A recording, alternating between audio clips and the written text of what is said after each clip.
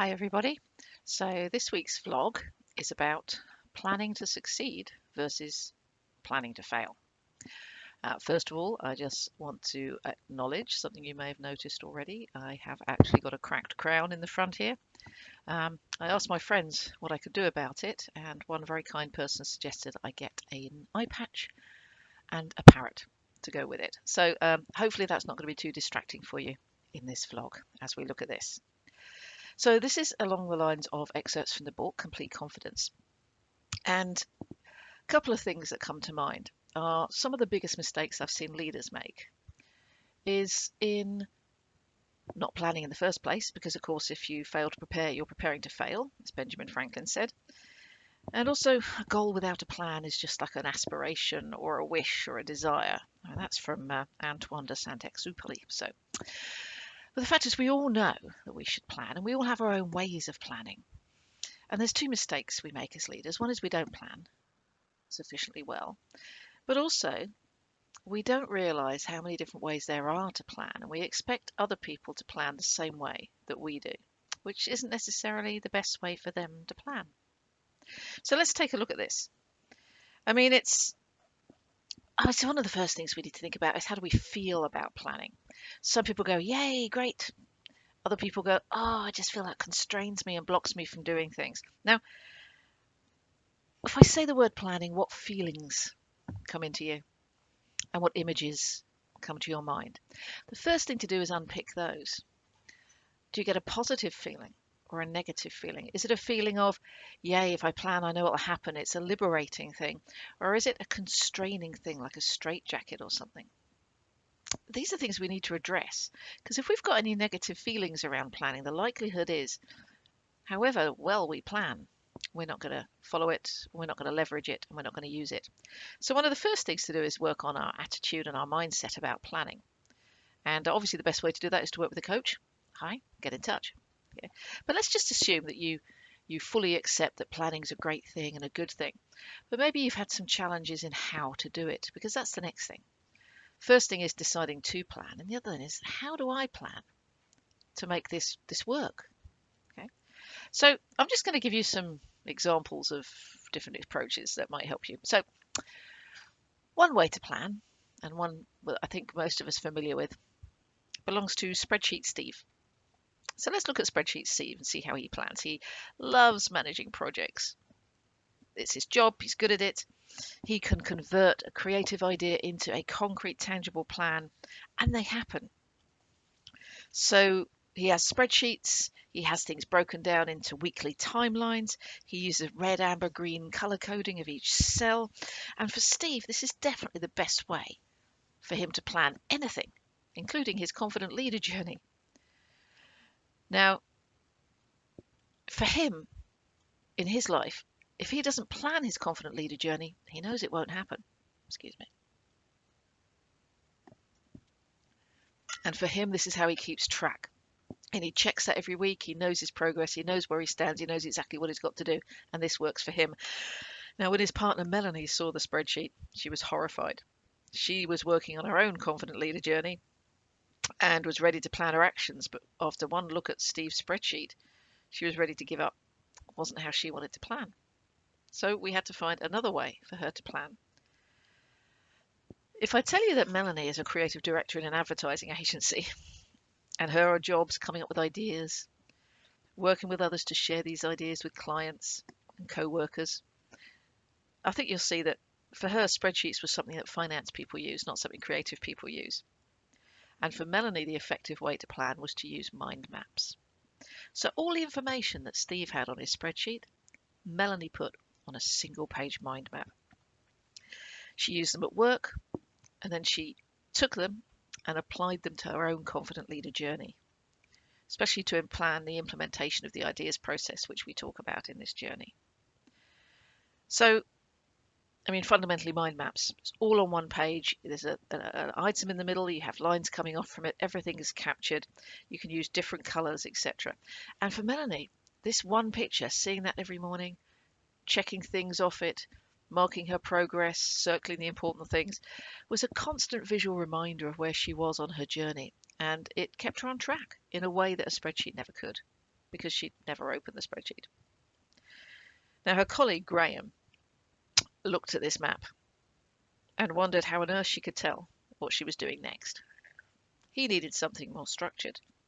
But like Melanie, he was also a highly visual person and knew a spreadsheet wouldn't work for him. So Graham becomes Graphic Graham. Graham's confident leader journey is designed to work around the fact he has a very high pressure job. He often loses sight of the importance of his personal outcomes against the weight of all his other goals he has to achieve every day. It's really hard for him to keep his confident leader journey front of mind and focused on. And so he tended to find that things were slipping back. So for him, we explored using graphic visualization to plan. So there are several styles, but they all have some common factors. So first you create an inspiring visual of your desired state. I mean, you really go into being creative, being colourful, include everything that you can see, think, smell, taste, hear, and experience when you finally reach your desired outcome. So Graham actually really went to town on this and produced an amazing image, including being surrounded by family and friends at a barbecue, celebrating because he'd finished the journey and achieved his goal. But also other images on that poster included being at work in a different position, being admired by people. There was so much in his picture. And this picture becomes the anchor for your plan. And it's posted on the wall where you can see it every single day. And it reminds you constantly of the positive, exciting outcome that you're moving towards if you do the work. Next, all Graham did was he added pieces of paper in front of this picture representing months or weeks, whatever makes sense to you. And on these, he wrote down what needs to be done in those months or weeks. So he had about 12 months. So he had 12 pages of A4 in front of his picture with actions for each month. Now, obviously, this takes up a wall. So the family wasn't totally happy about having their living room wall used up like this. So he took a photograph of it. And he kept his current page up on his door of his study, so he saw it every morning when he got up and walked out onto the landing.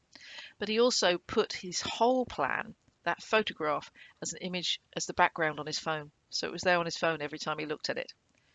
So that really worked well for him. Now, interestingly, the graphic visualization can work differently. So Graham's son, William, this desired outcome image didn't work. He couldn't really see where he was going. For William, what worked for him was having a graphic visualization of what would happen if he didn't complete his confident leader journey. So some people are moving towards people, some people are moving away from people. So Graham was motivated by moving towards his exciting positive goal. William was motivated by moving away from the consequences of not doing anything.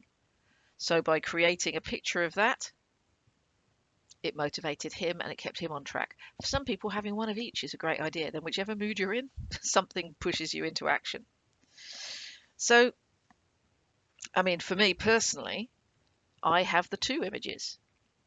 And that way I kind of get the best of both worlds. Now, there is another way you can plan. Yeah, another way. This is a fourth way. And this was, let's call her Bernadette. Building block Bernadette. So Bernadette undertook the confident leader journey because she had some insecurities about her ability to be a good leader.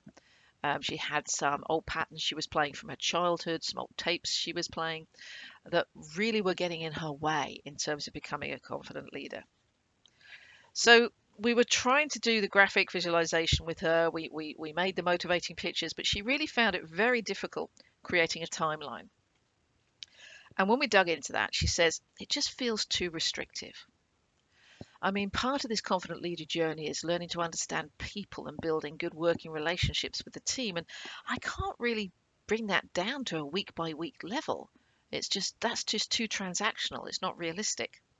So Bernadette identified a very common challenge when planning, particularly when other people are involved and we can't control them. So we can make our plan, but we can't control them.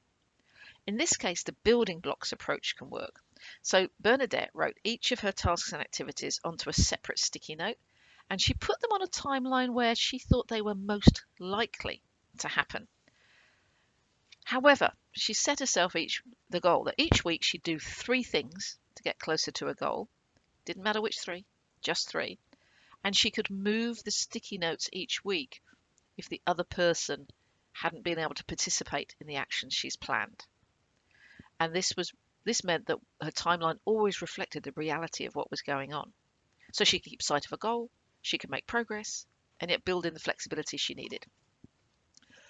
Wow, now why am I telling you about these 4 different ways of planning? Because it's important that we as confident leaders know how we plan best. What works for us? What keeps us on track? What inspires us? What motivates us? And we also need to understand that other people plan differently. And if we can help them with that and coach them through it, then obviously we're going to be more effective leaders. Now, one of the main things I would say is whatever your plan is, use the KISS acronym. Keep it simple, stupid. Okay. So, I mean, I think it was the 1960s that first came up. I think it was in the US Navy.